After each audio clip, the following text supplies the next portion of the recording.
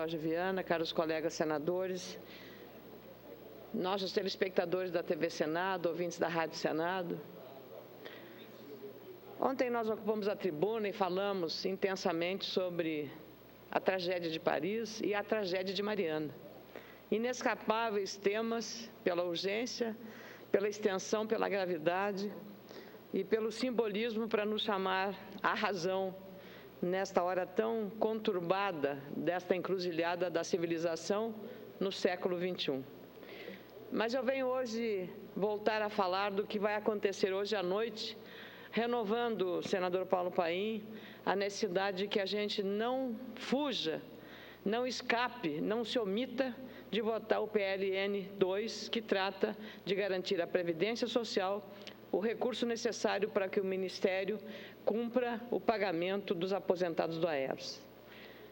Eu volto também agora, senador Paulo Paim, senadores, ao tema que abordei ontem, pela relevância institucional que tem a questão do veto 42, que trata da decisão da Presidente da República em apor este veto a um projeto aprovado na reforma política nesta Casa que pedia a impressão do voto guardada no mesmo ato da votação ao digitar o número do seu candidato, a confirmação do nome, junto, nesse mesmo ato, automaticamente, digitalmente, a impressão do voto guardado naquela urna.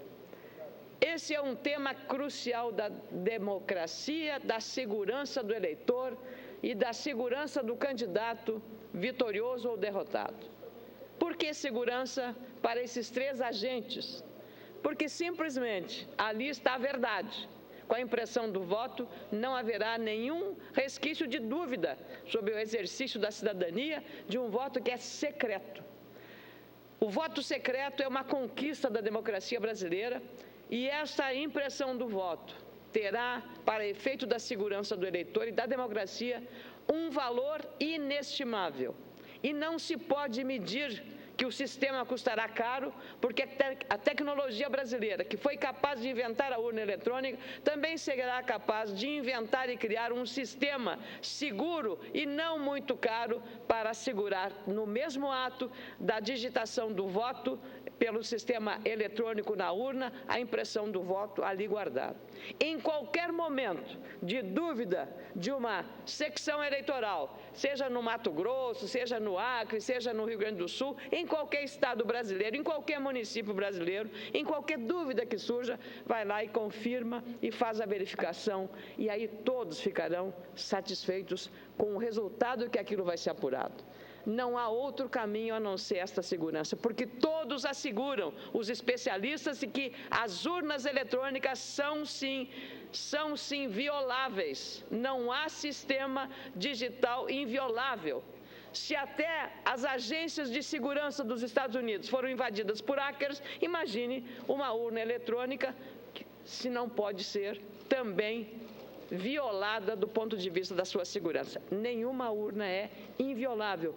Isso atestam os especialistas. E é exatamente por conta disso que eu volto a esse tema, agora usando a tribuna, dizendo como merece atenção e relevância. Assim é que a Presidente, lamentavelmente, vetou essa proposta legislativa que, ao meu ver, precisa ser preservada. Fui autora de uma das emendas aprovadas na reforma política, na relatoria aqui do senador Romero Jucá, garantindo a impressão do voto. Por isso, vou votar contra, sim, e vou votar pela derrubada do veto 42, que trata dessa matéria. Já foi comprovado por especialistas da tecnologia da informação, como eu tenho dito aqui e repetido, que as urnas são passíveis de violação. Seria, portanto, a impressão do voto uma garantia, uma segurança para o eleitor, para o cidadão. O veto impede a transparência, impede a segurança e o direito de acesso à informação. Quando houver dúvida do resultado, o voto impresso seria a maior prova da lisura daquele pleito. Numa enquete recente feita pelo Data Senado, apontou que 92% dos participantes desta consulta feita pelo Data Senado apoiam a iniciativa da impressão do voto. 92%. No site Vote na Web, 90% dos seguidores são favoráveis ao projeto. E 82% consideram essa uma medida urgente. 82% consideram o voto impresso uma medida urgente. Sou a autora do projeto de lei 406, que tramita no Senado, com o objetivo de estabelecer o voto impresso ao lado da urna eletrônica. A matéria está na Comissão de Constituição e Justiça. Nas análises de veto, votarei, portanto, de forma coerente, pois acredito que as decisões do Legislativo sobre essas matérias precisam ser consideradas. Isso é democracia e respeito ao trabalho parlamentar. Sou daquelas que, votando aqui positivamente, dizer não na apreciação dos vetos. Eu acho que é uma questão de respeito com os eleitores, é respeito com as categorias envolvidas, é respeito com o país. Queria também lembrar, e para finalizar, tenho 3 minutos, senador Jorge Viana, tive a honra de ser convidada pelo Tribunal de Contas da União hoje para participar como mediadora de um debate dentro de um programa do Tribunal de Contas da União, Diálogo Público, Sustentabilidade dos Regimes Previdenciários. Realmente, o Brasil está diante de um dilema. Senador Paim, e a Previdência, que é um tema muito caro a Vossa Excelência, o Tribunal de Contas da União está estimando que em 2016 o déficit da Previdência Social será de 124 bilhões de reais. Eu vou repetir, déficit em 2016 de 124 bilhões de reais.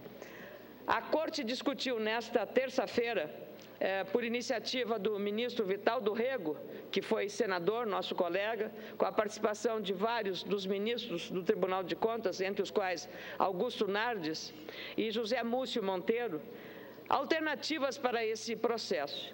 E quero registrar aqui, com muito bom grado, a manifestação e a exposição feita pelo nosso ex-colega Wellington Dias, agora governador do Piauí, que apresentou uma corajosa reforma da Previdência naquele estado, dando como referência e padrão para que outros estados e municípios possam seguir nessa administração. Hoje, do orçamento geral da União, cerca de 40% é dedicado à Previdência, 40%. 8%, 9% para a saúde, 9% para a saúde, 40% para a Previdência, 9% para a saúde, 8% para a educação, para a assistência social e assim sucessivamente. Nós estamos indo e nos tornando a Grécia dos anos 60. Foi o que foi dito e repetido na audiência que tivemos lá no Tribunal de Contas. A situação é insustentável, senador Jorge Viana. E eu queria cumprimentar o senador, agora governador do Piauí, Wellington Dias, pela coragem que teve de fazer esse enfrentamento. Mas se a situação é tão aguda e crítica na União, imagine na situação dos estados. Só no meu estado, no nosso estado, senador Paim, no Rio Grande do Sul, o déficit da Previdência este ano de 2015 é de 8 bilhões de reais. Da folha de pagamento dos servidores públicos, 53,4%, vou repetir, 53,4% são inativos e 46,6% são da ativa. Já não há nenhum servidor para pagar 2 servidores. Então, é uma situação realmente muito crítica e a necessidade desta mudança da Previdência. Então, eu queria saudar o próprio ministro da Previdência Social, Miguel Rosseto, defendeu inclusão social, reconhecendo que há dificuldade, que a população está aumentando a idade e que vai triplicar a nossa população até 2050, portanto, impactando sobre as contas públicas. Na Seguridade Social, o ministro reconheceu que as regras precisam ser repensadas, a fim de acompanhar, por exemplo, o aumento da expectativa de vida dos brasileiros. Para o ministro, o desafio do país é equilibrar as conquistas sociais obtidas